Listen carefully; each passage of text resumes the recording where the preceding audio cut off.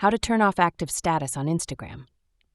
Hey guys, in today's video, I'll show you how to turn off your active status on Instagram so no one can see when you're online. So be sure to watch till the end and let's get started. First, open the Instagram app on your phone and ensure you're logged into your account. Tap your profile icon at the bottom right once you are in your profile. Next, tap the 3 horizontal lines at the top right. Scroll down and select Messages and go for the Story Replies. Now tap on Show Activity Status. You'll see a toggle next to Show when you're active. Switch it off to hide your online status. If you also want to hide your activity in DMs, turn off Show when you're active together as well.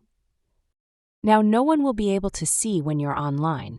Just keep in mind that turning this off means you won't be able to see when others are online either. And that's how you can hide your active status on Instagram. If you found this tutorial helpful, don't forget to like, share, and subscribe for more useful videos. Drop any questions in the comments and I'll see you in the next one. Thanks for watching.